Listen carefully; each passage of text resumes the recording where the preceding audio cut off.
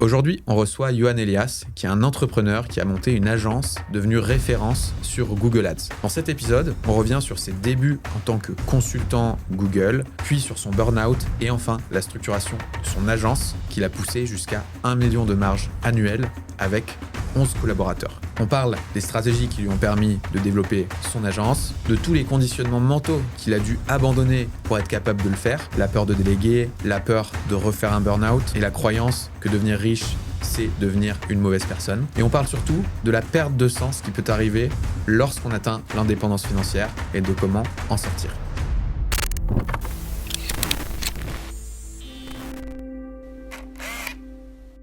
Mon cher Yohan, comment ça a commencé là, tes histoires entrepreneuriales? Je sais que tu as eu des départs dans des industries assez amusantes. Exactement. Ouais, bah alors j'ai commencé à bosser sur la partie Google Ads en 2010. Donc ça va faire 16 ans. Donc c'était pas le même écosystème. Aujourd'hui c'est un peu plus cadré aujourd'hui. C'est un peu plus cadré et les gens savent un peu plus ce que c'est. Mais c'est vrai qu'il y a 16 ans, quand je disais je fais du Google Ads, quoi ? Qu'est-ce que tu fais ? Bah, sur Internet. Hein, déjà, on voyait déjà que c'était un peu... un peu précurseur. Ouais, c'était un peu précurseur. Donc j'ai commencé à bosser dans une agence effectivement, qui était spécialisée dans les contenus adultes. À cas porno, quoi. Donc c'était à l'époque où c'était autorisé. Maintenant il n'y a plus. Ça n'existe plus. On ne peut plus faire de pub pour ça. Donc secteur rigolo et très formateur pour le coup. Puisque ce secteur-là, pour vendre, d'ailleurs encore aujourd'hui, c'est Internet. Ouais. Ou le dernier rayon des bureaux de tabac, mais ça c'est un peu fini. Donc ils avaient et ils ont toujours des techniques marketing très puissantes. Donc, outrepasser le fait que tu achètes des mots-clés un peu chelous, tu progresses super vite parce que tu dépenses énormément d'argent. Okay. Donc, j'ai commencé, je dépensais sur les premiers mois où j'ai commencé 300 à 400 000 euros par mois. Ok. Ouais. Quand tu es en stage. C'est énorme. C'est énorme. Surtout quand tu es stagiaire et que tu gagnes 700 euros par mois. Ouais. Voilà. Tu dépenses très vite. 50 fois ton salaire. Et ouais. Donc, très vite, il faut essayer de péter les croyances sur l'argent parce que tu dois comment tu gères mentalement? T'es là, t'es stagiaire, tu sors d'école. C'est dur. Bah alors, tu dépenses 10 000 balles par jour, quoi. Ouais, c'est ça, exactement. Je dépensais 10 000 balles par jour. C'était exactement ça. Tu te formes très vite. Moi, je me suis vite passionné pour le truc. Peut-être un peu trop au début parce que... Alors, pas pour le SIA, pas pour le secteur pour lequel c'est ce que j'allais te demander. Donc non, c'était très très formateur. Et donc du coup, j'ai commencé là-dedans en tant que stagiaire, puis après j'ai été embauché. Et donc 2011, je monte mon statut auto-entrepreneur. Ok. Parce que c'est en 2010 ou en 2011 que ça se crée. Sous la présidence Sarkozy, et le ministre c'est Hervé Novelli, je crois. Okay. Donc merci Hervé. Je n'aurais peut-être pas ma boîte. On t'embrasse. Si oui, tu nous écoutes on te fait un gros bisou parce que peut-être que j'aurais pas monté cette agence, puisque quand même ce statut d'auto-entrepreneur est quand même un sérieux tremplin pour pouvoir monter et tester un business, quoi. Ouais. Donc voilà. On va aller sur l'agence, comment tu as structuré ça, etc. Mais avant ça, comment tu t'es retrouvé dans cette industrie porno ?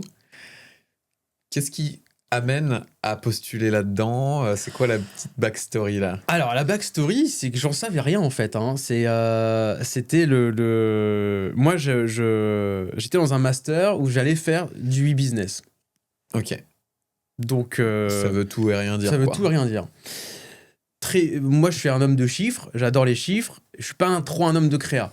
Okay. Donc, je voulais pas faire du CRM parce qu'il faut créer des mails. On est en 2010, hein, donc tout se fait encore à la main. Photoshop, il n'y a pas de chat GPT. Tout se fait à la main. Et moi, j'aime pas ça. Et moi, j'adore les chiffres, par contre. J'adore Excel, j'adore les chiffres. Et en fait, Google Ads, ça fitait exactement avec mon profil, quoi. D'accord. Économiste, maths, stats, les créas, c'est juste du texte, j'écris bien. Donc, c'était vraiment fait pour moi. Et... donc je vois un stage à Paris et je postule, tu vois. Et Et donc, je postule. Et donc, je fais mon entretien de stage. Et puis, à la fin, trop bien ton profil. On aimerait bien bosser avec toi. Bon, par contre, on veut te prévenir avant. Tu vas bosser sur des comptes adultes, quoi. T'as compris, là, ce qu'il disait? Non, adulte, c'est-à-dire adulte... Il y a des comptes enfants aussi. J'ai dit, oui, ok, c'est quoi des comptes adultes? Des comptes porno, quoi. Je fais, Et ça m'a fait délirer. Donc, en fait, c'était une agence, ils avaient tous les trucs un peu chelous, quoi. Donc, le porno, la voyance, les sites de rencontres, tous les trucs un peu qui jouent sur les peurs des gens, quoi, ou les frustrations. Mais sauf que c'est des milieux où il y a énormément d'argent. Et donc, du coup, il y a énormément de business. Et donc, ça a été très, très, très formateur. Donc, content de voir Clara Morgan, par exemple, passer dans le bureau quand tu es dans l'open space. C'est quand même un peu rigolo, quoi. T'es content de ton stage, quoi. Voilà, c'était très sympa. On reviendra sur les conseils business juste après. Donc, si vous êtes là pour de la valeur actionnable, vous pouvez skipper. Là, c'est la partie où on rigole un peu. Voilà. C'est quoi les trucs les plus drôles que t'as vus? Alors... Les plus drôles... Les plus surprenants, sinon. Surprenants, ouais. Surprenant, c'est que, à l'époque, toujours aujourd'hui sur Google, on peut voir ce que les gens tapent. Hein, et donc, du coup, on pouvait accéder vraiment aux requêtes des gens. Aujourd'hui, on peut, mais Google le filtre beaucoup. À l'époque, on pouvait tout voir, quoi. Et en fait, les gens sont fous, en fait. Hein, vraiment, ils tapent des trucs complètement délirants. Donc, on sait que... on avait 22 ans, on était stagiaires, on déconnait, quoi, parce qu'on voyait des trucs, on disait, mais les gens sont fous, les gens sont complètement dingues, quoi. Et ouais, donc ça, c'était assez... un exemple ou après... tu vas te faire censurer ta chaîne. On va se faire strike. Mais les gens sont déviants. Les gens sont déviants, voilà. Les gens ont leur l'imagination. Voilà, tout le monde a beaucoup. Ok. Voilà. Ok, donc mots-clés de fou que tu vois passer. Mots-clés de fou, et puis beaucoup... et puis surtout volume, quoi. Volume. Il y a beaucoup de gens qui tapent. On fait des centaines de millions d'impressions, quoi. Okay. Des centaines de millions. À l'époque, je pense qu'aujourd'hui c'est un peu moins, mais à l'époque, c'est la moitié du trafic Internet. Hein, ok. Le porno. C'est la moitié du trafic Internet. Ouais. C'est la moitié des recherches Google. On fait des millions d'impressions par jour. Putain, j'ai envie de savoir maintenant, mais... Ouais, c'est... les animaux... oui. Ah oui. Non, c'est incroyable. Il y a du volume Il y a beaucoup de volume. Il y a beaucoup de volume sur la catégorie en général, mais oui, après, il y a des trucs déviants un peu moins, mais c'est vraiment beaucoup de trafic, beaucoup de volume, donc beaucoup de tests, donc super intéressant pour bosser, quoi. Ouais, ok, trop bien. À quel moment tu décides de lancer ton agence? C'est quoi le déclencheur? Alors, je décide de lancer de me mettre à mon compte très rapidement, de créer l'auto-entreprise, parce que je me rends compte que à l'époque, je suis dans une agence qui ne fait que vendre mon temps de cerveau. Ouais. Et je dis pourquoi pas? Et pourquoi pas moi, en fait? Pourquoi pas moi en direct? Donc, je le monte un petit peu en mode... On va voir. Ok. Un client, deux clients, trois clients, quatre clients, ça va très vite. On est en 2010, on n'est pas beaucoup à faire ça. Hein, donc, t'as le vent dans le dos sur ce truc-là. Voilà, c'est vraiment... on reçoit 2 à 3 propositions de nouveaux de jobs toutes les semaines sur LinkedIn. C'est les débuts, tout le monde veut y aller. Il n'y a pas beaucoup de consultants. Ok. Il y a une grosse pénurie de consultants. Ce qui est un peu moins le cas aujourd'hui, quand même. Il y a des nouveaux... aujourd'hui, c'est peut-être les trucs autour de l'IA ou... Il y a d'autres trucs, mais c'est toujours avoir le vent dans le dos. Exactement. Là, c'est le pivot que j'ai. Là, on va dire, dans ma carrière, c'est le choix d'aller aussi rapidement sur ce secteur-là. C'est ça qui fait qu'aujourd'hui, c'est d'avoir fait ce choix d'y aller. Parce qu'à la base, je devais pas faire ça, je voulais faire de la logistique. Mais d'accord. Et 2 semaines avant de choisir, j'ai fait non, je vais faire ça. Ok. Je vais faire ça, je sens qu'il y a un truc qui se passe ici. Donc ça a été la bonne décision de ma vie. Le Blair. Ouais, exactement. Je pense que j'ai été guidé par là-haut. Fais pas ça. Voilà. Donc très vite, je fais l'AE et ton entreprise et ça grossit en fait très très vite, quoi. Ouais. Évidemment, je pète un plomb, je fais un burn-out. Ah, Bah oui, parce Cadeau. que t'as 23 ans, tu montes ton truc, t'es salarié en plus. Donc, ah oui, bah ok. oui. Deux en même temps. Ah oui, je faisais les deux en même temps. Oui, bah Ok. oui. Et du coup, bah, trop vite, trop fort. Voilà. Explosion. Explosion. En Bon, ça n'a pas duré longtemps. Et donc après, donc, merci d'avoir fait ce burn-out parce que du coup, j'ai pu passer à mi-temps dans cette boîte où j'étais salarié Ok. et continuer à développer mon AE à côté. Ok. Donc j'ai pu monter ma boîte à la fois en AE, donc il n'y a pas de risque, et Ouais. avec un coussin de sécurité d'un mi-temps en salariat. Magnifique. En province avec un salaire parisien. Donc vraiment, bon, c'est Ouais, parce que voilà, il y avait un profil rare. Et puis bah, on était bon quoi. On a été formé à la bonne école. On était voilà, à l'époque on bossait très bien. On bosse toujours très bien, mais c'est très rare. On est très peu. Ouais. Donc c'est un peu facile en fait. Ouais. Et donc du coup bah après au début j'avais pas forcément vocation je voulais pas monter une agence spécialement. Ouais. Ok. Je voulais être indépendant, avoir un équilibre de vie, ce qui est toujours le cas d'ailleurs aujourd'hui, mais c'était vraiment la priorité. Avoir l'équilibre de vie, être indépendant, bien gagner ma vie, rester en province surtout, parce que Paris, j'ai pas aimé. Ok. Et voilà, donc c'était ça. Et puis au bout d'un moment, bon, bah, au bout de quelques années, vient la frustration De pas. de pas pouvoir satisfaire tout le monde. Et puis, bah, tu commences un peu à te faire chier en fait, tout seul. Ok. Et c'est là que À ce moment-là, juste pour qu'on se projette, ça ressemble à quoi ta vie tu gagnes combien tu bosses comment enfin... Alors, ça a été très évolutif. C'est-à-dire qu'au début, je bosse tranquille. Enfin, franchement, c'est tranquille. Je gagne, je dois faire 10 000 balles par mois. Ok. Sur ton auto... Les deux cumulés, ça fait 10 000 balles ouais. par mois. Je vis très bien, machin. Ouais. Sauf que bah, j'ai plein de demandes, donc au bout je prends, et puis bah, après ça monte. Est-ce que tu as peur de te refaire le burn-out du coup? Oui. Et ça c'est très bien, d'ailleurs. Ouais. Faites un burn-out. Comme ça te... Pourquoi? Comme ça, du coup, tu repères quand est-ce que tu es sur la ligne rouge, tu vois, où tu dis, oh putain, là, je suis en train de... Donc, tu as des signaux. Les signaux, c'est les insomnies, par exemple. Ok. Donc, je commence Donc là, tu connais, toi, tes signaux. Je connais mes signaux. Quand ils arrivent, là, je sais que... Bon, une ou deux nuits, ça va. Mais sinon... si ça s'installe... C'est road to burnout, tu vois, je sais. Je sais. Donc, je me connais maintenant. Et c'est ancré en toi, du coup. Ouais, j'ai mes signaux, je sais, ok, là, c'est bon, là, j'arrête. Lui, ce client, je le vire. Ou là, je vais à la mer, je vais me promener, tu vois, je me connais. Donc, c'est très bien. C'est bien d'en faire un. Tu expérimentes tes limites. C'est dur quand tu le fais, mais c'est un passage... Parce que quand tu l'as fait, enfin, du coup, si je fais juste la petite parenthèse sur ça... ça veut dire quoi en fait faire un burn-out? C'est-à-dire que... Alors il y a plein de formes de burn-out possibles. Moi c'est pas un vrai burn-out parce qu'il y a des burn-out très extrêmes où tu peux plus te lever, tu peux plus lire, tu peux plus parler. Enfin vraiment là c'est l'extrême du burn-out. Moi je me suis arrêté avant ça. C'est-à-dire que je dormais plus en fait. Ok. D'accord. Je ne dormais plus. Je pouvais faire une nuit d'1 heure. Voilà, je m'endormais à 20. C'est ce qui est relou. Hein. Tu t'endors à 22, à 23 heures, plein phare. Et là, et le cerveau s'arrête pas en fait parce que donc bah évidemment à l'époque je bosse trop, je fais pas de sport, je mange mal. T'as le terreau fertile pour péter un câble. Du coup tu sors beaucoup avec les potes, picole, enfin il y a rien qui va. Donc c'est pour ça qu'aujourd'hui moi j'ai vraiment c'est équilibre de vie quoi. Donc sport, la santé, nutrition, c'est vraiment important pour durer dans le business. Hein. C'est là. Aujourd'hui, si je peux pas aller faire mes 4 à 5 séances de sport par semaine, je sais qu'il faut que je ralentisse le business. Ok, trop bien. Voilà.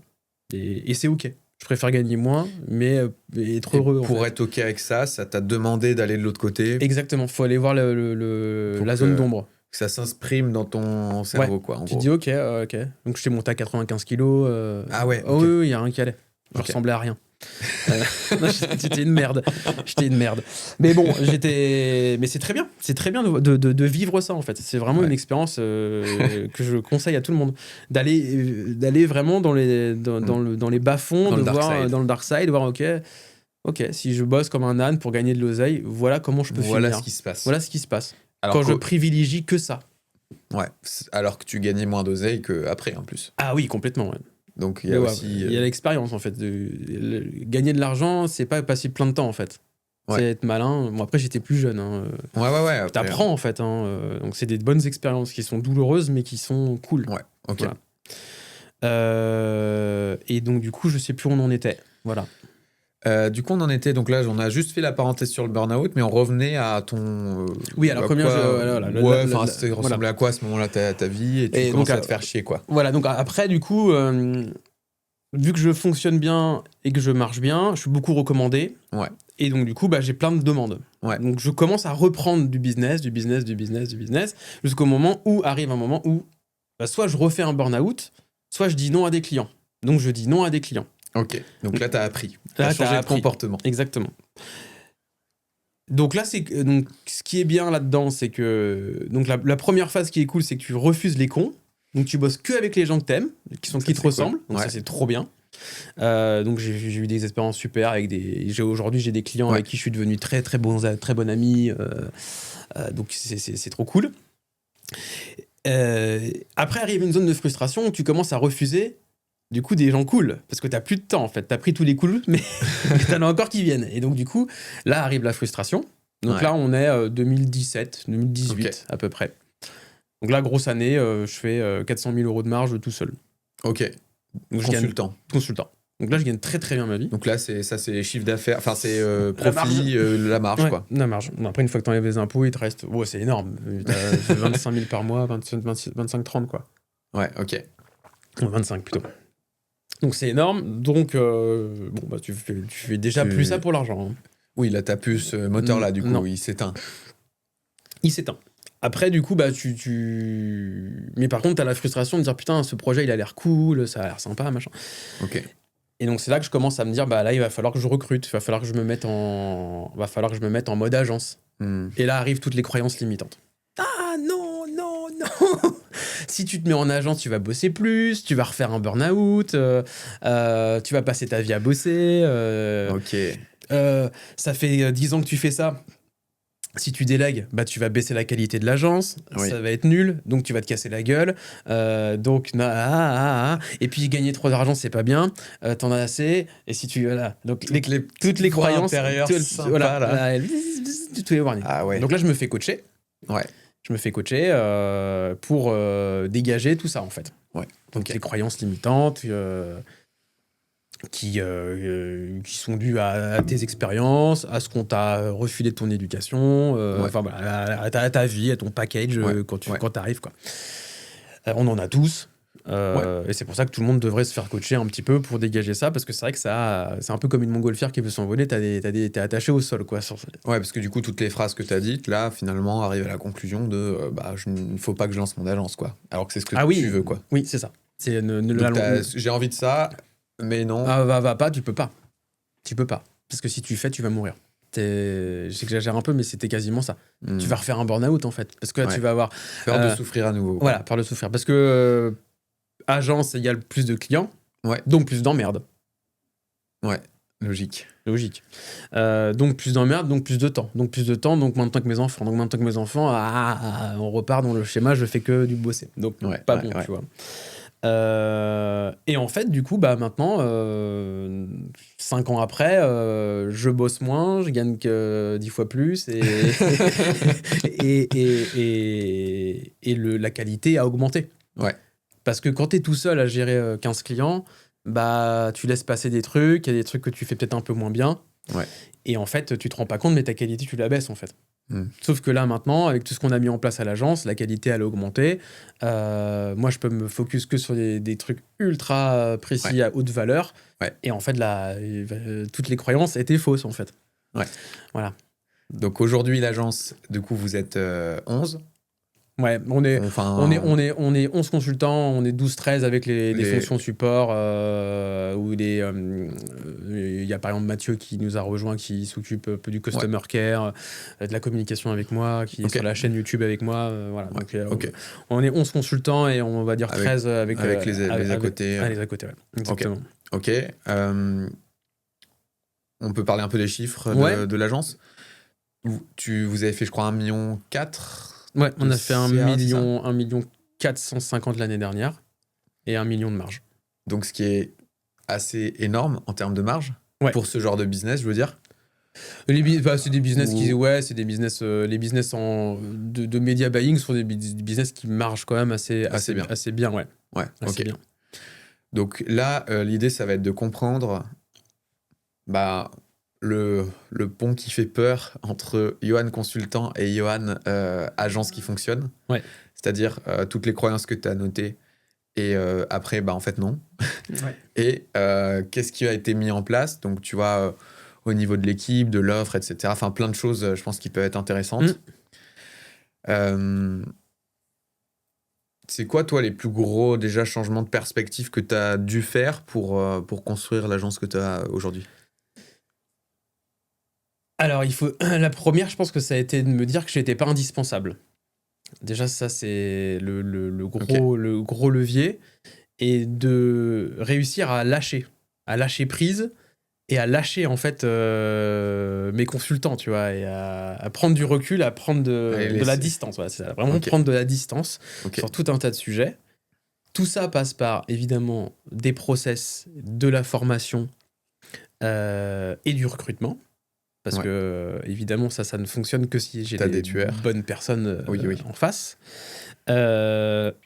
Et ça passe par une croissance que je dirais saine, c'est-à-dire que c'est pas une croissance à 12 chiffres par an. Il y a des agences qui grossissent très vite et qui explosent en plein vol parce que ils grossissent très vite, donc prennent des stagiaires, des alternants et dégradent la qualité.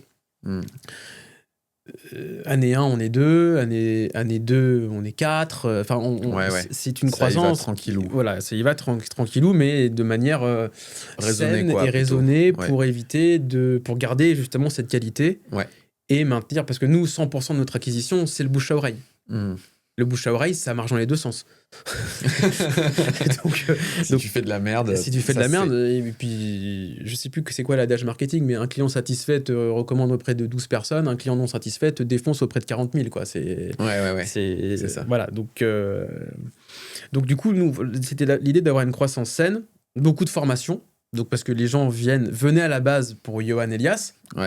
Donc, il faut que les gens qui bossent avec moi. Et ma patte, la patte Yoann Elias. Donc, c'est tout un tas de process, de formation pour que les gens aient mes méthodes. Parce que j'ai des méthodes particulières qui fonctionnent. Et du coup, les gens ils sont formés à ces méthodes. Donc, avec des process particuliers. Et on a mis énormément de choses en place dans l'agence pour améliorer et continuer à conserver cette qualité. Donc, aujourd'hui, moi, ce que tu m'expliquais, c'est que quand tu vends un projet, tu vends ta méthode. Tu vends plus... ton expertise ou toi, tu vends une méthode propriétaire en quelque sorte, en mode... la méthode DAC maintenant. Voilà, la sauce secrète de l'agence. Quoi. Comment on travaille, on a une méthode que chaque agence a un peu sa méthode d'ailleurs. Hein, mais voilà, on a dépensé 200 millions sur des centaines de comptes. Donc, on a éprouvé les choses et on a des choses qui fonctionnent. Donc, du coup... L'idée, c'est de venir... Donc maintenant, vraiment, c'était la méthode Yoann Elias. Maintenant, c'est la méthode DAC, parce que elle est éprouvée dans l'agence. Et elle a été améliorée par les autres aussi. C'est-à-dire que cette méthode évolue en permanence. Parce qu'à l'agence, donc, comme je disais, on est plus de 10 consultants. On a énormément de temps de partage de compétences, d'audit croisé sur nos clients. C'est-à-dire que les clients passent entre les mains de chacun pour trouver des choses. Et donc, à chaque fois, on trouve des patterns d'amélioration des méthodes. Et donc, ça, c'est la clé. C'est la clé et c'est le partage permanent, en fait. Quoi. Comment tu as designé les offres, les trucs comme ça, pour pouvoir avoir ce niveau de marge-là? C'est ma première question. Et sans que, on va dire, qu'il y ait de gens qui se sentent lésés dans l'histoire, tu vois, que ce soit tes consultants, les clients, en gros, que le deal soit à faire pour tout le monde, quoi. Alors, le client, lui, il va payer un pourcentage de ce qu'il investit. Donc, de ce qu'il dépense en publicité. De ce qu'il dépense en publicité. Avec toi, quoi. Et on cale toujours un objectif de retour sur investissement ou de coût d'acquisition. Donc, du coup, le client, imaginons qu'il cible 5 de retour sur investissement. S'il dépense 10 000, il gagne 50 000. S'il dépense 100 000, il gagne 500 000. Nous, notre objectif, c'est pas de dépenser, c'est de maintenir son target, son target objectif. Parce que si on maintient pas son target objectif, il va se barrer. Donc, nous, l'idée, c'est que les clients ils restent le plus longtemps possible. On a des clients qui sont là depuis 2011. On bosse pour Camif, un gros e-com français, il est là depuis 2013. Voilà. Donc ça, c'est moi qui le gère. C'est aussi pour ça qu'on a un bon taux de marge, c'est que moi je gère encore des clients. D'accord. Je gère je gère aussi des clients et vu que j'ai plus de 15 ans d'expérience, mon tarif est assez cher. Je fais aussi des coachings qui rentrent dans le chiffre d'affaires de l'agence. D'accord. Et ça, c'est des trucs que je facture assez cher. Et donc, c'est du de coup, la ce qui marge. augmente aussi. Je suis encore dans l'opérationnel, ce qui augmente vraiment le taux de marge. Si D'accord. je sors complètement de l'opérationnel, le taux de marge va encore un petit peu baisser. Ouais, bien sûr. Donc, les clients, ils ont un ROI cible et on essaie de dépenser le maximum. Ouais. Plus ils dépensent, plus nous on gagne, mais plus ils dépensent, plus lui il gagne. Cercle vertueux pour le client. Là, pour le coup, il gagne, je gagne. T'arrives à avoir ça qui se maintient sans qu'il y ait de ressentiment qui se mette en place, dans le sens où tu peux avoir dans le rapport à l'argent le côté « Ah putain, j'envoie, même si je sais que je gagne plus, je vois ma petite facture de 10 000 balles partir tous les mois chez l'agence, etc. Ouais. » Comment tu gères ça dans le cadrage de la relation ou ça n'arrive juste jamais? Ça, c'est une croyance. Ça n'arrive juste jamais. En fait, on leur fait gagner tellement d'argent. Ça arrive, mais c'est très rare en fait. C'est très rare. En fait, le mec, s'il gagne 100 000 euros de profit, il t'en file 10 000. Ouais, il s'en tape. Bon, qui te dit que s'il change d'agence, il va peut-être payer 8 et peut-être il va faire 50 quoi. Donc en fait, c'est un actif tellement compliqué et une fois que ça fonctionne, parce que souvent on récupère des gens qui ont déjà été ailleurs. Ok, d'accord. Là, putain, ça marche, on bouge plus. On bouge plus. Moi, j'ai des clients, j'ai récupéré, c'était une catastrophe, on leur fait faire x2. Évidemment, les mecs, même s'ils lâchent 5, 10, 15 000 balles par mois, ils sont contents parce qu'ils savent que c'est entre de bonnes mains et c'est un actif très précieux en fait, un compte Google qui fonctionne parce que c'est à vie. Et on a des clients, 80% de leur business c'est Google Ads. Ok, d'accord. Donc c'est très risqué de nous dégager en fait. Ouais, d'accord. Parce que t'as un effet indispensable en fait. Bah oui, et pour le coup, et puis on intervient sur plusieurs pans enfin voilà, on est vraiment intégré dans la boîte quoi. Donc on a un taux de churn qui est très très faible chez les clients parce que en général, quand ils sont satisfaits, ils ont envie de rester parce qu'ils gagnent de l'argent quoi. Ouais, ok. Et pareil chez les consultants, du coup. Personne n'est parti depuis que j'ai monté le truc. C'est un bon deal pour eux. C'est un bon deal pour eux parce qu'ils sont payés, ils sont incentivés sur le profit. À la fois mensuellement et de manière annuelle. Là, j'ai redistribué 25 000 euros en fin décembre. Qu'ils se sont séparés. Donc, il y en a qui ont pris des primes de 4-5 000 euros. Donc, ils prennent des primes sur ce que je fais aussi. C'est-à-dire que quand je fais un coaching, quand je vends un coaching dedans, 10 000 balles, bah, ils prennent des primes sur mon coaching, tu vois. Donc c'est un peu comme une famille, tu vois, on bosse ensemble. Alors évidemment, je gagne plus qu'eux, c'est comme moi qui ai monté la boîte, qui charbonne depuis 15 ans. Mais ils gagnent très bien leur vie. Le deal est excellent pour eux quand même. Le deal est excellent pour eux parce que j'ai des consultants qui bossent à plus d'un mi-temps chez moi, qui prennent 5-6 000 euros par mois. Donc en réalité... une seule facture, pas de prospection, un client qui part, ils en ont un autre qui arrive. C'est super confort pour des consultants. C'est clé en main. C'est ce que j'ai eu moi en fait quand j'ai été consultant au début et que j'adorais parce qu'en fait t'es freelance, enfin t'es libre mais sans les, tu t'organises comme tu veux, tu prends tes vacances comme tu veux, tu fais ce que tu veux, tu gères ton temps comme tu veux et tu gagnes bien ta vie. Tu peux aller chercher tes enfants quand t'as envie.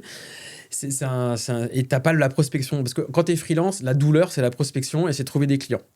Moi je viens régler cette douleur parce que j'apporte mon réseau. Donc les consultants ils sont j'ai des consultants qui sont là depuis le début où j'ai commencé à recruter et qui tous les mois touchent quasiment la même chose et il y a un client qui part, un client qui rentre, une seule facture qui part par mois, c'est ultra confort. C'est royal. C'est en termes de liberté et de confort, t'as pas la prospection, c'est énorme. Justement, toi, tu as un profil un peu de recrutement type. Qu'est-ce que tu as essayé? Qu'est-ce qui a merdé là-dessus? Alors, ce qui a merdé, c'est les gens qui veulent être moi. Normal. Donc, c'est-à-dire qu'il ne faut pas recruter des gens qui veulent monter des boîtes, en fait. Voilà, parce que évidemment, ils vont venir et puis ça ne peut pas marcher, en fait. Donc, ça ne va pas les nourrir, en fait. Ben non. Voilà, donc ça peut être compliqué. J'essaye de cibler, de recruter des gens qui ont envie de liberté, pas de contraintes, et qui ont un peu mon profil. Donc 30-40 ans avec des enfants, avec une famille qui veut s'organiser, caser. Et c'est des gens avec qui déjà je m'entends bien parce que on se ressemble déjà. Et ensuite ça fonctionne bien parce que ils ont exactement ce que tu leur offres. Je leur offre ce qu'ils veulent. Ce qu'ils veulent, Une tranquillité, une liberté, une sécurité dans le temps. Donc ça t'évite de leur Et je représente de le projet sur changer- plusieurs années aussi. Comment? Le projet, il est sur plusieurs années. C'est-à-dire que quand Ouais. je fais un entretien avec un consultant, je lui dis, là, on parle pas juste pour bosser Pour- ensemble 2-3 mois et que tu fasses 2-3 créations de campagne. Moi, ce que je cherche, c'est des gens avec qui je vais construire un truc pendant plusieurs années, Ouais. voire peut-être même 10 ans, si possible. Parce que Ouais, l'idée, ouais, c'est de ouais, construire un truc ensemble à long terme. Donc, l'idée, c'est est-ce que toi, Ok. tu es prêt à ça? Si Ok. il y en a qui me disent, ah bah non, moi, je veux monter mon agence et tout, je dis, bah non, bah, on va pas, ça Ouais, va pas va le fonctionner, faire, en fait. Ouais, ouais. Donc, Donc, ouais. voilà. Ça se fait beaucoup à ce moment-là, en fait. Comment tu restes motivé à bosser quand tu as une boîte qui fait 1 million de marge? Donc, en gros, tu te lèves le matin. Qu'est-ce qui fait que... Voilà, comment tu as bossé ça? Est-ce qu'il y a eu des phases où, du coup, tu n'avais plus envie de bosser? Qu'est-ce qui s'est mis en place? Ouais, ça c'est arrivé. Ça c'est arrivé parce qu'au début, quand j'ai commencé, moi je voulais être libre financièrement. Ouais. C'est mon premier, Premier mon souhait, premier moteur, ouais. tu vas dire. Ouais. Ne plus dépendre d'un patron et être libre. Si j'ai envie de partir à quelque part, je pars quelque part. Ne plus regarder, ne plus compter. Ouais. Pour m'acheter une belle voiture. Voilà. Donc, mais sauf que quand tu as eu tout ça, Ça s'est fait. ça s'est fait, tu fais, ah bah merde, bah pourquoi je fais ça en fait? Ah bah mais j'ai plus envie là. C'est bon, c'est Petite réussi. flemme, là? Ouais, la flemme, en fait, c'est bon.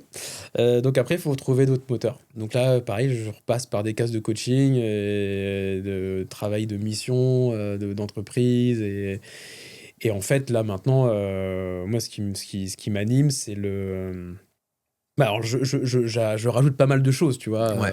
Venir, par exemple, là, dans des podcasts, je le faisais pas trop avant, ça me Ok. fait kiffer. Ok. On monte une chaîne YouTube. Là, Ok. on commence à monter un peu plus de communication. Monter une équipe. Monter une Ouais. sorte d'équipe où je vois... On organise des séminaires tous les ans où je les amène dans un autre pays. Et en fait, juste de les regarder ensemble, interagir, tu vois, T'aimes bien. je me dis, c'est cool quand même ce que j'ai monté là. Ouais, ok. Tu vois, t'as une sorte de fierté, un peu pas un peu papa, mais presque, tu vois, un peu Ouais. paternelle, dire, ah putain, j'ai monté une belle équipe, ils s'entendent bien, il y a une putain d'ambiance, ça fait un peu petite famille, c'est cool, quoi. Ouais. Donc ça, j'aime beaucoup cet esprit-là. Donc bon, oui, non, maintenant, c'est plus l'argent qui me motive, c'est vraiment le projet, quoi. Le projet de faire un truc beau, d'accompagner les clients, parce qu'on a des réussites clients qui sont quand même cool. Tu sais, Ouais. quand les clients, tu leur demandes alors... ah bah grâce à vous, on a pu faire ça, on a pu recruter tant. Ah ouais, ok. On a un impact aussi Ouais, sur les autres, quoi. chez les autres, ouais. Donc ouais, c'est tous les à côté qu'il faut trouver, Ouais. mais ça peut être piégeux. Hein, ça, c'est aux gens qui ont cette... qui montent leur boîte, là, si on peut faire passer un message, c'est de se poser quand même régulièrement sur d'autres leviers que juste la liberté financière. Parce qu'une fois que tu l'atteins... C'est un moyen, quoi. C'est un moyen, mais après, tu peux avoir un down, quoi. Tu peux avoir un petit down de... Toi, t'as eu le coup de mou? Oh, j'ai eu le coup de mou, ouais. Je l'ai eu il y a un an. Et comment ça s'est manifesté dans ta vie, ce coup de mou? La flemme. Flemme de... La flemme. Envie Méga. d'envoyer un client qui dit j'en ai rien à foutre. C'est vraiment genre j'ai plus envie. J'ai plus le feu, quoi. Plus le feu. Après bon bah c'est humain. Hein. Ouais. Je pense que ça Il y a atteint cyclique tout le aussi, monde. On reste des êtres humains, donc il peut y avoir un moment mais moi ça a duré quand même 2-3 mois où vraiment. Ok. Ça, c'est un nouveau signal pour toi? Bah c'est un signal qu'il faut. Là je me disais putain merde. Il y a les équipes, il y a les machins, Il y a faut... Donc tu mets ton masque et masque Salut. du sourire, on y va. Ah ouais. Mais des fois, tu dis, flemme. Donc il faut trouver autre chose. Il faut trouver d'autres choses en plus, en fait. Donc là, c'est tout ça, hein, tous les projets qu'on fait en plus. Là, j'ai fait beaucoup d'immobilier en plus, des investissements dans d'autres entreprises. Avec Amaury. Voilà, avec Amaury. On avait reçu ici même. Qu'on embrasse. Voilà. J'ai pris des parts dans sa société, du coup. Ah ouais, voilà. trop bien. Donc j'aide Amaury aussi à structurer tout ce que j'ai appris en montant mon agence, parce qu'Amaury a une agence finalement. Ouais. Je l'apporte là. Donc ça, c'est des nouveaux projets d'investissement et je passe du temps dans d'autres entreprises sur pas forcément du media buying, mais structuration, process, comment on accompagne les clients, comment on leur parle. Ça me fait kiffer. Tu vois, donc diversification en fait. Ok. Beaucoup plus de sport, beaucoup plus de vraiment équilibre pro perso. Ça permet aussi de bien se remotiver et de rebalancer du feu. Mais là je le vois sur janvier par exemple, en janvier 2026, c'est très dense au travail. mais je kiffe. Ok. Il y a peut-être aussi, il y avait un moment donné aussi un manque d'adrénaline qui fait que Tu t'embourgeoises. Voilà, tu t'embourgeoises, tu te reposes un peu sur tes lauriers. Avoir un peu d'inconfort, c'est pas mal quand même. C'est pas mal. Donc, ça stimule. Mais il faut faire attention à ne pas retomber dans le dark side. Ouais, mais du coup, tu jauges et tu apprends à reconnaître les signaux à la lumière des expériences d'avant. Exactement. Et tu mets en place des routines, en fait. C'est-à-dire que moi, c'est 5 séances par semaine de sport. Voilà. Ok. C'est non négociable. Non négociable. T'as d'autres routines comme ça? Passer le temps avec mes enfants, c'est-à-dire que je les ai une semaine sur deux, c'est pas je les laisse 2 jours à mes parents parce que faut que je bosse sur un sujet, tu vois. Donc partir avec eux régulièrement, faire des voyages avec eux, ça c'est vraiment structurant pour moi, tu vois. Là on vient de prévoir un voyage à Legoland au Danemark. Ok, trop bien. Tu vois, je sais que là je vais bosser pendant 2 mois comme un âne parce que je sais que derrière j'ai ça, quoi. Ça va être un moment incroyable, quoi. Trop bien. Donc ça c'est important, ouais. C'est important. La life balance, quoi, équilibre de vie, quoi, vraiment. C'est vrai que souvent on voit, on prend un pan et on voit peut-être des gens qui réussissent dans un pan, donc ça peut être l'entrepreneuriat. On voit pas aussi à quel point ils ont peut-être développé ou pas d'autres pans. Exactement. Et peut-être délaissé même d'autres pans. Délaisser d'autres pans. Ah bah oui. Et des fois on voit pas la richesse qu'on a déjà en fait. Exactement. J'aime bien cette idée qui dit tu demandes à une mère est-ce que là si je te donne 1 milliard mais t'as plus le droit de voir ton fils de toute ta vie, tu prends? Elle dit bah non. T'es déjà milliardaire en fait. T'as déjà plus de valeur qu'un milliard. Exactement. Sous une autre forme, quoi. Exactement. Et là aujourd'hui, je dis souvent, si ma boîte demain elle divise par 3, je m'en fous en fait. Tant que je garde cet équilibre. Ouais. C'est parce que là j'ai trouvé l'équilibre. Le sport, les enfants, tu vois. Et c'est vraiment ça, c'est vraiment important de travailler là-dessus. J'avais fait une dépolarisation là-dessus sur le fait de. Je m'étais dit il y a d'autres patrons d'agences, ils vont plus loin que moi, ils font plus de vidéos sur YouTube, ils sont plus visibles, ils ont monté une plus grosse agence. Et j'inviterai les gens à aller taper dépolarisation sur Pierre David. Avec Pierre David. Normalement, il est bien positionné puisque c'est nous qui l'avons positionné sur ce mot-clé. Pierre David qui.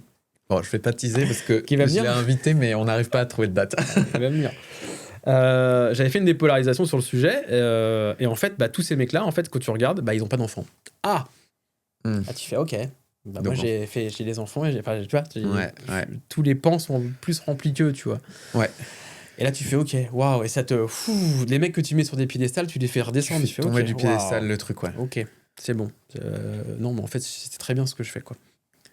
Ou alors, tu peux quand même y aller, mais en conscience que c'est pas si ouf, et donc sans se flageller de pas y aller. Exactement, de pas arriver là où tu veux vraiment aller, quoi. Il faut vraiment trouver l'équilibre de vie, quoi. Ouais, et ça, c'est ça qu'ils font. Pierre David, il coach beaucoup les sportifs avant les JO, les trucs comme ça. Et ils font tomber du piédestal le fait de gagner la médaille. Et quand la personne n'en a plus rien à foutre en fait d'avoir la médaille, elle a le choix soit de pas y aller et d'être OK avec, soit d'y aller et de l'avoir du coup parce que. C'est exactement ça. Et c'est pareil avec la réussite et l'argent. Moi, c'est-à-dire que l'agence n'a jamais autant grossi du jour où je me suis dit j'en ai rien à foutre qu'elle grossisse. Okay. Et je n'ai plus rien à foutre de gagner plus d'argent. Okay. Maintenant que j'en ai rien à foutre de gagner plus d'argent, je gagne plus d'argent. Là, on a fait, le mois dernier, on fait 30% de croissance par rapport à l'année dernière au même mois. Ouais. Je n'ai rien fait pour. Ah ouais? Non, enfin, j'étais pas là, il faut que je gagne plus, il faut qu'on ait de la croissance, il faut vraiment qu'on fasse une croissance à 2 chiffres. Non. On fait ce qu'on a à faire et les résultats viendront. Et ils sont venus. Mais si tu cherches tout le temps, tu es en train de gratter, tu te mets une pression pour, tu t'auto-sabotes en fait. Sous quelle forme du coup? Parce que ça peut paraître un peu compliqué à visualiser. Si tu es tout le temps en train de te dire putain, il faut que j'arrive, tu te mets une pression. Ouais, donc du coup, en fait, tu es le nez dans le guidon, tu prends pas le recul nécessaire et tu as peur de perdre. La peur, tu attires ce dont tu as peur. Donc si tu as peur de perdre, tu vas perdre. Si tu t'en fous de perdre, mécaniquement, t'es plus à l'aise et puis tu es plus en mouvement, tu prends le risque que tu devrais prendre mais que tu n'aurais pas pris si tu avais peur et tu y vas, quoi. Dès que tu vas prendre des clients que tu n'aurais pas pris parce que tu te dis je vais pas y arriver parce que je suis pas bon ou j'ai peur de le perdre, là tu te dis je m'en fous si je le perds, donc je le prends. C'est en fait quand t'es en couple, tout le monde veut sortir avec toi parce que t'en as rien à foutre. C'est ça. Alors que quand t'as les crocs, t'es répulsif à ce point. Répulsif, oui. marche pas, ça. Ouais. Ça marche pas. Du coup, ouais. Trop cool. Donc ça, c'est applicable sur tout, en fait. Le business, les relations amoureuses, l'amitié. Si t'as peur de perdre tes potes, tu vas être dans la possession, tu vas être dans le « ah, viens me voir », machin, et en fait, bah non, Tu vas les repousser. Relou, lui. Ouais. C'est pas tranquille. Ouais, t'attires c'est ça. T'attires ce dont tu as peur. Toujours. Hein. T'as peur de pas signer le client, bah, du coup, tu vas être chelou dans l'entretien de vente, tu vas être un peu... Ouais. Tu signes pas. T'as peur de vendre, tu sens que t'es pas bon, t'as le syndrome de l'imposteur, le mec, il va tiquer sur le prix. Ouais. Elle a combien votre prestation ? 1 500 €. Voilà, il s'est excusé en disant le prix, là. Non, 1 500 €. Ouais. Non, je suis OK avec mon prix, en fait. Ça, c'est dingue, ça, d'ailleurs. Hein. Quand t'es OK avec un truc, moi, je le constate quand j'ai des gens, par exemple, qui me demandent est-ce qu'on peut payer en plusieurs fois, des trucs comme ça et tout. Non. Non. Je dis juste non. Et ils disent d'accord. Ouais, c'est ça. Alors, quand je disais ouais, alors là, t'es sûr qu'ils payent. T'as ouvert la brèche. Ouais. Ils s'enfoncent dedans, quoi. Et c'est même pas leur jeter la pierre parce que ils essaient, c'est ils ont naturel de quoi. Ouais. C'est quoi ta relation maintenant que t'as le côté financier qui est de côté, aussi à la transmission par rapport à tes enfants, si c'est pas trop perso. En gros, tu vois, là, tu nous as décrit un peu le parcours, le voyage du héros, quoi, pour construire ce que tu voulais, etc. Est-ce que toi, tu es dans une démarche de je vais leur léguer énormément pour les mettre safe, ou est-ce que tu es dans une démarche de justement leur donner trop, ce serait peut-être pas leur faire un cadeau? Enfin, tu vois, c'est une très bonne question. C'est une très bonne question. C'est une très très bonne question. Donc, moi, je vais essayer de faire les deux en même temps. C'est-à-dire que là, ils sont safe, puisque en fait, ils ont. J'ai fait ça cette année, non, l'année dernière, en 2025. Je leur ai. Ça m'a coûté un petit peu d'argent, mais je conseille aux gens qui ont une holding de le faire rapidement. Okay. C'est de leur léguer la nue propriété, en fait. Je leur ai légué la nue propriété de la holding. Ok. Donc, dans la holding, il y a mes SCI avec mon immobilier, mes participations dans toutes les entreprises et l'agence. Ok. Donc, ils ont la nue propriété de l'entreprise. C'est parce que si tu clames et que tu l'as pas fait ça, ciao, bye bye. L'État te prend 40% du truc. Donc, si tu as une valo de ton truc à 10 millions, ils te prennent 4 millions. C'est un peu con. Là, j'ai payé 50 000 €. Ça fait chier de payer 50 000 € aujourd'hui. Mais ça fait moins chier. Mais ça les fera moins chier eux plus tard, quoi. Ouais. Voilà. Okay. Donc, je l'ai fait. Donc, ils sont à l'abri. A priori. Enfin, ils sont à l'abri. Théoriquement, si tout se passe bien et que je ne fais pas faillite. Mais a priori, voilà. Donc, quand ils ont la nue propriété, ça veut dire quoi? Ça veut dire juste ça veut dire rien, en fait. Ils n'ont, enfin, pour l'instant, ils n'ont aucun... Ils n'ont aucun pouvoir de décision. Ils n'ont aucun... il ne peut rien se passer. Ouais. Jusqu'à que je clame. Okay. Quand je classe, ils récupèrent mécaniquement l'usufruit de la holding. Donc ça, c'est ce que tu as aujourd'hui, toi. Enfin, en gros, ça divise en deux, nue propriété, usufruit. Toi, tu as l'usufruit. Voilà. C'est le truc de j'exécute, enfin, je dirige. Je dirige et je prends le fruit d'eux. Je récupère les fruits d'eux. Mais ça leur appartient à eux, la propriété. La nue propriété. C'est comme quand tu peux le faire pour un appartement. Ouais. Tu as l'usufruit, donc la jouissance de l'appartement. Ouais. Attends, j'ai l'impression d'être un notaire, là. En col roulé, en plus. Ah, je suis bien là. Comme dans les Trois Frères, pour les vieux. Donc, tu as l'usufruit, donc tu as la jouissance du bien. Ouais. Et tu peux léguer à tes enfants la nue propriété du bien. C'est-à-dire qu'ils ont le bien, mais ils ne peuvent pas l'utiliser, en fait. Ils l'utiliseront quand tu vas décéder. Ok. Donc ça, du coup, ils vont récupérer tout ça à mon décès. Mais maintenant, ça n'empêche pas que je leur donne dès maintenant le goût du travail. Tu vois, ils sont jeunes, hein, ils ont 6 et 9 ans. Mais là, je viens de mettre un truc en place. Ils ont de l'argent de poche tous les semaines qui est dimensionné en fonction des tâches qu'ils font dans la maison, en fait. Okay. C'est-à-dire que ce qui me permet, moi, de me créer mon propre ROI. Parce que tes petits agents personnels. Voilà, j'ai mes petits agents IA qui font des trucs dans la baraque. Et donc, après, l'argent, ils choisissent, soit ils le gardent, soit ils le mettent dans un pot commun pour qu'on fasse des restos tous les 3. Et c'est eux qui payent le resto et qui voient combien ça coûte et qui le link aux tâches qu'ils font, tu vois. Ah, énorme. Ouais, et j'essaie de le faire rapidement pour qu'ils puissent se dire, OK, voir la valeur, quoi. Voir la valeur à la fois du travail et des choses. Ouais. Parce que c'est vrai que quand tu gagnes bien, moi, c'est vrai que j'ai envie d'acheter un truc, j'achète un truc. Ouais. Mais c'est pas forcément un bon exemple. Ça dérègle le cerveau si t'as pas fait le lien avec le coût, l'effort avant. L'effort avant. C'est pas juste je te donne de l'argent et on va acheter des trucs, c'est regarde, là t'as débarrassé 10 fois le lave-vaisselle, du coup t'as touché mis un effort 10 euros au lieu de 8, voilà, t'as touché un peu plus. Alors regarde ce que tu peux acheter avec ça en fait. Ouais. Ok, donc si je fais ça, ah ouais, putain, ça prend du temps quand même. Ah oui, faut pas gaspiller l'argent. Faut leur donner la valeur de l'argent et la valeur du travail et des choses. Ouais, c'est comme quand dans un jeu vidéo, t'as les codes de triche, que t'as monnaie infinie, d'un coup, le jeu n'a plus aucun Exactement. intérêt. Et du coup, si tu fais pas ça et que tu leur lègues le truc, ils vont le dilapider en fait. C'est normal parce qu'ils ont pas eu les codes et ils connaissent pas la souffrance derrière. Ouais. Et j'essaierai de leur faire ce que moi j'ai fait quand j'étais étudiant. C'est que moi j'allais bosser en centre de manutention.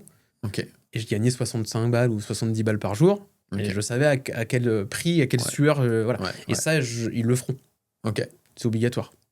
Magnifique. Parce que sinon, ils n'auront pas la valeur des choses. Et puis, enfin, moi, c'est un truc qui m'a motivé de ouf pendant mes études, tu vois. Ouais, toi, si tu n'avais pas eu ce driver-là. Je remercie mes parents de ne pas avoir eu beaucoup d'argent et de ne pas m'en avoir filé. Parce que j'aurais probablement pas fait ces métiers durs. Ouais. Et je me serais pas dit, putain, on va les bosser, les cours de macroéconomie, de microéconomie, parce qu'on va pas envie de lever des cartons toute la vie, quand même, là. Ouais. Voilà, donc ça, c'est... Et mes enfants, je veux leur léguer ça, quoi. Ouais. C'est ok. Le travail et la valeur des choses, quoi. Donc là, on va dire, le seul scénario, c'est si tu clams. Ah bah là, c'est relou.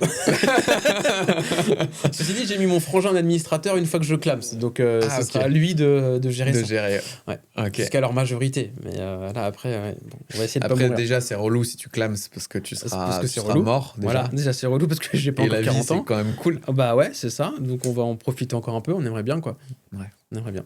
Mais ouais, donc c'est... Voilà.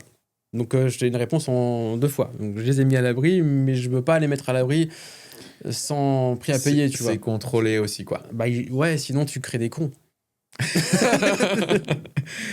Ouais. Sinon tu crées des cons, je pense. Qui vont dilapider ce que je me suis fait chier à construire pendant 20 ans, quoi. Voilà. En partant de zéro, pour le coup. Ça serait relou. Ça serait un peu chiant, ouais. Tu fais le cercle, une génération sur 2. Bah, mais c'est ce qui arrive quand même régulièrement. Il faut l'avoir allé. C'est pour ça, je l'ai en tête. C'est ce qui arrive. Donc, il faut prendre les dispositions pour. Il y a des milliardaires qui font voyager leurs enfants en seconde classe pendant qu'ils voyagent en business. Hein. Voilà. Pour leur apprendre la. Okay. Tu vois, si tu veux venir avec moi, bah, tu vas bosser, mon loulou. Bon, peut-être pas aller jusque-là, mais je voyage pas en business. Mais donc, la question se pose pas. Trop bien.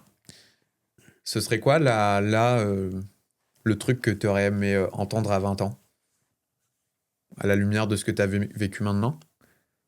En gros, là, s'il y a quelqu'un qui nous écoute qui a 20 ans, qui est à l'aube d'un projet entrepreneurial. Je vais te dire 2 trucs. Un truc que j'ai fait et qu'il faut faire, c'est focus.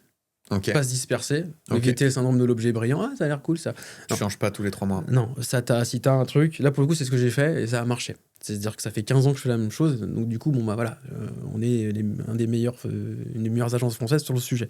Parce que ça fait 15 ans que je fais 10 heures par jour du Google Ads. Donc, voilà, donc focus, ça, c'est vraiment important. Ça, c'est un conseil de mon expérience. Et ce que j'aurais aimé entendre, c'est fais-toi aider. Demande aux autres. Et fais-toi coacher, en fait. Parce que ton cerveau est ton pire ennemi. Ton meilleur allié peut être ton meilleur allié, mais aussi ton pire ennemi. Les croyances limitantes. Et si j'avais débloqué avant, alors c'est ce que j'avais dit à Mehmet, mon coach que je salue, qui est passé aussi sur le podcast, qui est passé, voilà, donc on embrasse. Je lui avais dit ça, il lui dit si j'avais fait ça avant, ça aurait machin. Il m'a dit en gros ta gueule. Classique Mehmet. Classique. Il m'a dit ta gueule, si tu l'as pas fait avant, t'étais pas prêt à le faire. Mais quand même, moi je dis aux gens, si vous pouvez vous faire coacher, faites-le rapidement. Parce qu'on a tous des croyances qui nous bloquent sur des conneries. Et c'est important de les débloquer, en fait. Tout le monde n'en a pas, mais... Et des fois, c'est dans l'angle mort aussi. Hein. Voilà, on les voit pas forcément. On les voit pas. On les voit pas. C'est des trucs qu'on nous répète aussi depuis qu'on est petit, ou qu'on se répète depuis qu'on est petit. Oui, c'est ça. Mais il suffit d'un truc qu'on t'a dit à l'école par une maîtresse qui est restée et qui est là. Qui est cristallisé. Et en fait, tu dis, ok, bah non, mais en fait, moi, je peux pas. Parce qu'on m'a dit à l'école que je pouvais pas. Voilà. Alors qu'en fait, si. On peut tous. Donc, il faut faire coacher le plus tôt possible. Mais à l'époque, j'ai l'impression d'être vieux quand je dis ça, c'est pas autant répandu les coachings, en fait. Il n'y a pas, en fait. En 2010, Mehmet, il fait pas ça. Il est pas là. Donc, il y a très peu de coaching. Ouais. Ça se développe beaucoup là depuis 2020. Mais voilà, le conseil, c'est de se faire coacher, d'aider, de demander et d'oser. Puis ça fait souvent, tu sais, coach, les mecs d'Instagram, bullshit et tout. Là, on voit que on est sur des sujets qui c'est ont de la littéralement psychologie, c'est... débloqué ta croissance pro et perso, quoi. Hein. Ouais, c'est ça. Et garder l'équilibre de vie. Bah tiens, garder un putain d'équilibre de vie. Ça, c'est vraiment important, si je dois donner un conseil. Ne pas se dire, business, je fais que du business. Ah non, ça va pas marcher. Tu vas te cramer, tu vas crever.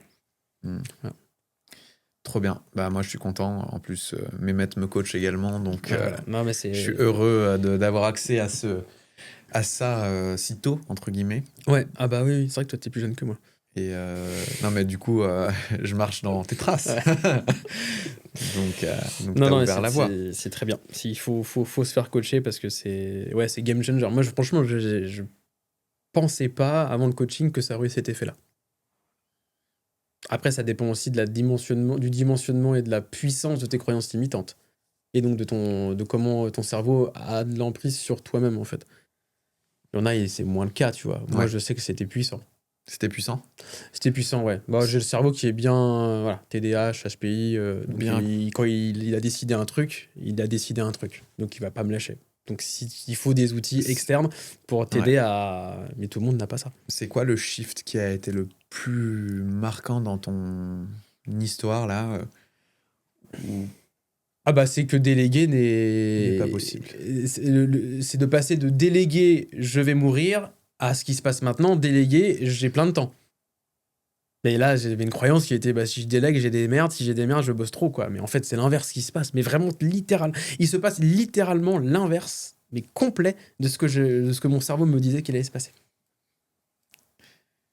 Donc ça c'est quand même embêtant. Et s'il y a une croyance aussi, c'est que être riche c'est d'être un enculé. Voilà. Pourtant, t'es quand même un gros enculé. Ça, c'était une croyance que j'avais. Ok. Ouais. Qui venait d'où ? De l'enfance. Ok. Donc, être riche, c'est être un gros bâtard. Donc, du coup, tu t'interdisais de l'être. Bah oui, parce que je voulais pas être un gros bâtard. Et sous quelle forme tu te sabotais, du coup ? Tu t'empêchais de le faire ? Bah, je scalais pas, je voulais pas trop montrer. Tu vois, tu t'es un peu discret, pudique sur le sujet.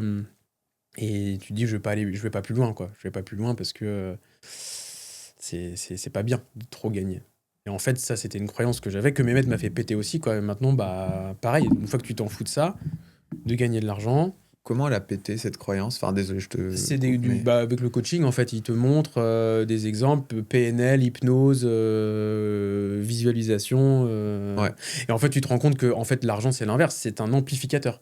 Ouais. Par contre, c'est vrai que si t'es un enculé, tu vas devenir un gros enculé avec des moyens pour être bien un gros enculé. Et puis si t'es un mec bien, tu vas devenir un mec très bien.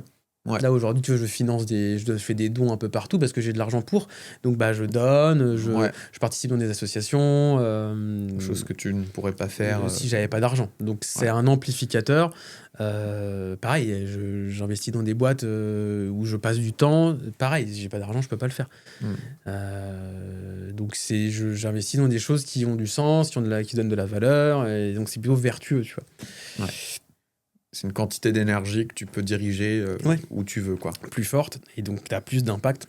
Donc effectivement, si tu es un gros con, tu vas avoir plus d'impact pour négatif. Être con. Oui, c'est ça. Donc oui, effectivement, tu vas prendre un avion pour aller tuer des lions dans la savane, tu vois. C'est cool. Moi, je fais pas ça. Non, je donne à des associations pour aider les étudiants en galère, par exemple. Ouais, ok. Voilà. Et c'est là aussi l'entourage est important, parce que tu parlais tout à l'heure de délégation, ta croyance à toi limitante. Moi, j'avais exactement la même. Disons que c'est plus facile de la faire péter quand je bouffe à table avec toi et que tu me dis non mais ça t'inquiète, c'est juste une croyance, c'est bon, tu peux. Ouais, ça c'est aussi un gros point de conseil. Faites des masterminds, allez avec. Là je vais dire un truc bateau que tout le monde répète, vous êtes la moyenne des 5 personnes que vous côtoyez, c'est vrai. C'est putain de vrai. Parce qu'en fait, tu vas voir des gens qui ont passé des chemins que tu veux passer. Il y a autant d'impact, je trouve. L'impact n'est pas tant dans le message que dans le messager. Tu vois. Par exemple, quand toi, tu me dis ça à table, je me dis, le gars, il a son agence qui cartonne et tout. Les mots ont plus de poids, quoi, tu vois, que si je l'ai entendu dans une vidéo YouTube. Oui, exactement. Ouais, tout à fait. Donc là, selon le projet des gens qui écoutent, peut-être que c'est pas de monter une agence, peut-être que c'est autre chose. Du coup, ils sont où les personnes où sont les personnes qui l'ont fait Ouais. et qui vont en fait en une phrase peut-être débloquer un schéma Vous sans inspirer. passer par du coaching ou autre, mais juste ça peut aussi être ça. C'est exactement ça. On me demande souvent, tu es inspiré par qui? Ben moi, je dis souvent, je suis inspiré par les réussites du quotidien, tu vois. C'est celles Ouais. qui sont à ma portée, celles que je connais, tu vois. Toi qui fais un podcast qui cartonne, bah, ça peut m'inspirer sur un sujet. Ouais. Une autre personne du mastermind qui va faire un truc, ah putain, la vache, ça c'est trop Mm. bien. Parce que on peut, comme tu disais tout à l'heure, il y a Ouais. 15 000 réussites possibles. Donc tu Ouais. peux réussir financièrement, mais tu peux réussir dans ta notoriété, Ouais. tu peux réussir dans ta création de contenu. Et moi, je m'inspire en fait de chaque personne, par exemple, du mastermind m'inspire Sous une certaine forme. Exactement, sous un certain sujet, et je prends à chaque fois des briques de chacun, dire ah putain, ça c'est possible, j'avais pas pensé. Bah moi aussi je vais faire. Ouais, des fois c'est des trucs cons. Moi, juste de voir telle personne qui est allée vivre dans tel endroit qui a l'air stylé, Ouais. je me dis, ah, c'est autorisé ça. Ouais. Ok. Il a droit, on a droit. On a même pas, j'ai même pas parlé avec la personne, limite. Hein. Ouais. Et je me dis, bon, bah, pourquoi je me fais chier à Paris, là vas-y, ça décale. Eh bah oui, non mais c'est clair, c'est clair. Donc, trop bien. Merci, Johan. Bah merci à toi, c'est C'était cool. un plaisir d'avoir cet échange, de me connecter avec toi sur ça. On espère que ça vous a plu. Vous nous mettrez les petits coms si vous voulez. Vous irez voir l'épisode avec Mehmet si vous voulez creuser la partie état d'esprit. Mm-hmm. Et on se dit à bientôt. À bientôt. Merci Ciao. Baptiste.